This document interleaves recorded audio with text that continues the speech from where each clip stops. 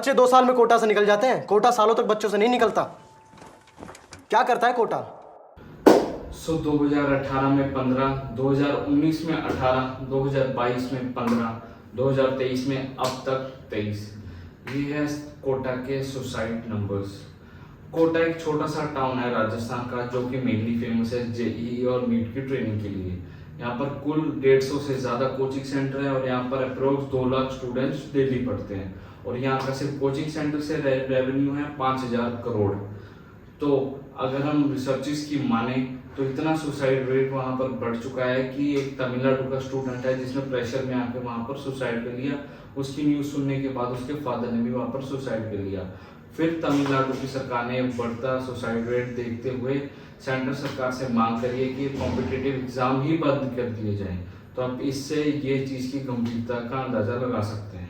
अगर आपको लगता है कि कोटा इसके लिए फेमस है कि वो अपने टॉपर्स के लिए जाना जाता है, तो ऐसा नहीं है। कोटा आज की डेट में फेमस है अपनी सुसाइड रेट की वजह से। अगर हम रिसर्चेस की माने जो गवर्नमेंट के द्वारा की गई है, तो पर 1000 student nation wise suicide rate है 10%। और सिर्फ अगर कोटा का देखें तो वो है 60.2%। इससे आप इस केस की गंभीरता को समझ सकते हैं। पर कोटा की एडमिनिस्ट्रेशन ने सिर्फ ये फैसला लिया कि उन्होंने फैंस की रॉड स्प्रिंग वाली बना दी, जिससे कोई लटक के सुसाइड ना कर सके, और अलार्मिंग फैसिलिटीज लगवा दी। क्या आपको लगता है ये काफ़ी है इस चीज़ के लिए? मुझे पर्सनली तो नहीं लगता। हम लोगों को समझना चाहिए कि इसकी रूट कॉज क्या है। बच्चे इतना बर्डन कहाँ से ले रहे हैं, बच्चों को इतना प्रेशर कहाँ से रहा है। हमें 1-to-1 काउंसलिंग करनी चाहिए, बच्चों का दुख दर्द समझना चाहिए। चलो इसके बारे में आगे विस्तार से आपसे बात करते हैं। यहाँ आके भी जिसका नहीं हुआ उसका तो होना ही नहीं था।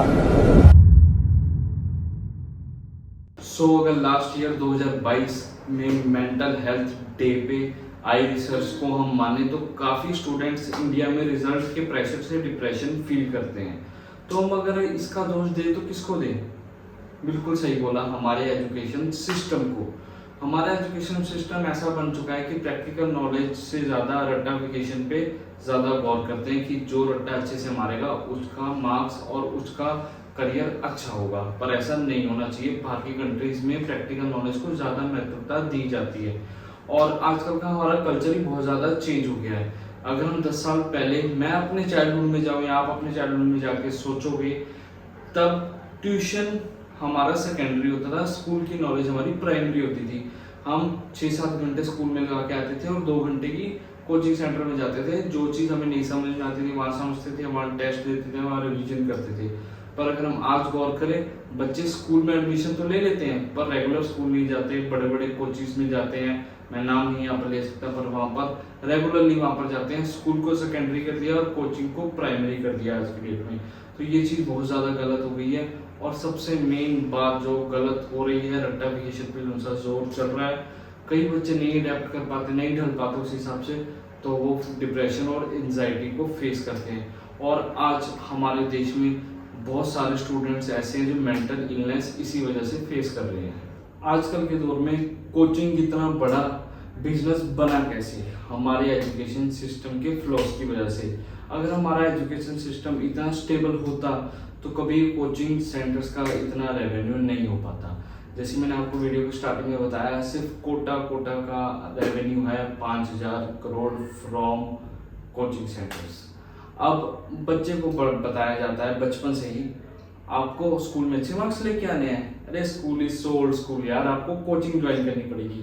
स्पेशल अगर आप स्कूल के टीचर से ज्वाइन करोगे तो मार्क्स अच्छे आएंगे। तो यहीं से बच्चे के दिमाग में आ जाता है। कोचिंग सेंटर में बात अलग है यार, स्कूल में जो टीचर पढ़ा रहे हैं वो गलत पढ़ा रहे हैं, कोचिंग सेंटर वाले पढ़ा रहे हैं वही आ रहा है। तो इससे बच्चे के दिमाग में शुरू से ही कोचिंग का भूत सवार कर दिया जाता है। अगर मैं आपको बताऊं, सिर्फ जेईई और नीट के एस्पिरेंट्स 30 लाख हर साल तैयारी करते हैं हमारे देश में इन 2 एग्जाम्स के लिए मात्र। तो जिसको इन 2 कॉम्पिटिटिव एग्जाम्स की तैयारी करनी है, वो बच्चा 10th के बाद ही कोचिंग सेंटर लग जाएगा।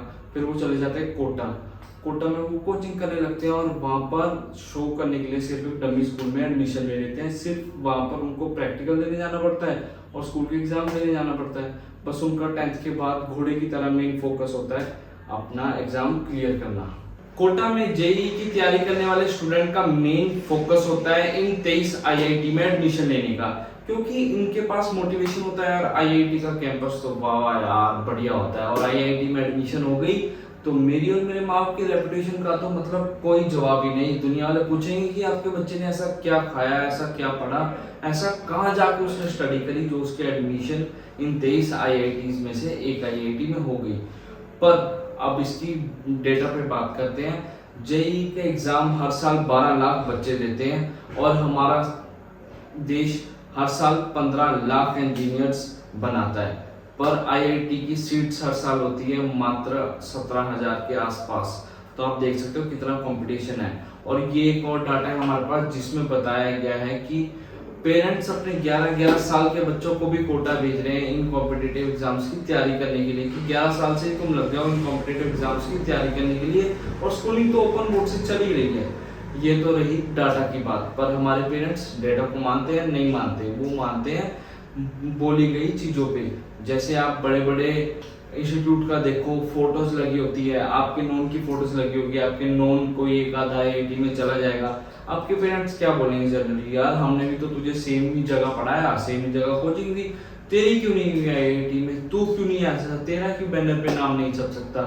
इससे बच्चों पे बनता है मेंटल प्रेशर। बच्चे जाते हैं कोटा में पढ़ने के लिए या अपने नियर बाय इंस्टीट्यूट में पढ़ने के लिए, जिसकी फीस बहुत हैफ्टी अमाउंट होती है, बहुत बड़ी अमाउंट होती है।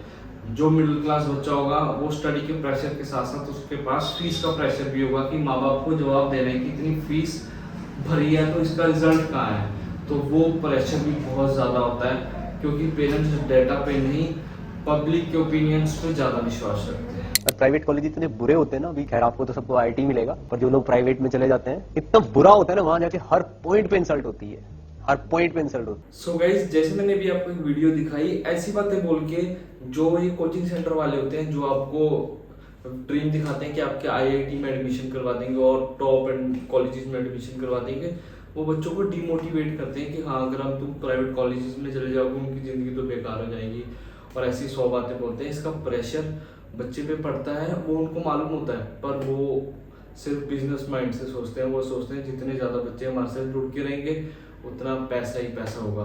तो बस मेरा ये वीडियो बनाने का मकसद ये नहीं था कि मैं किसी आईआईटी जो ड्रीम ले रहा है बच्चा उसको मैं डिमोटिवेट करूं, ऐसा मकसद बिल्कुल भी नहीं था। पर मेरा मेन मकसद ये है कि बच्चे अगर नहीं हो पा रहा, मान लो किसी से फेल हो गया 1 अटैम्प्ट 2 अटैम्प्ट में, डिमोटिवेट ना हो बच्चा। स्कोप हो रहा है, ज़िंदगी बहुत बड़ी है, सुसाइड करके अपनी ज़िंदगी ख़त्म करना ये किसी भी बात का सॉल्यूशन नहीं है।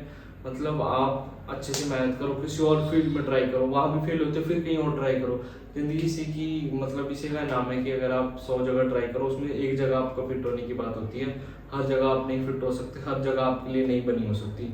तो ये वीडियो बस इसी के लिए थी। अगर आपको वीडियो अच्छी लगे तो लाइक शेयर कमेंट करना मत भूलना।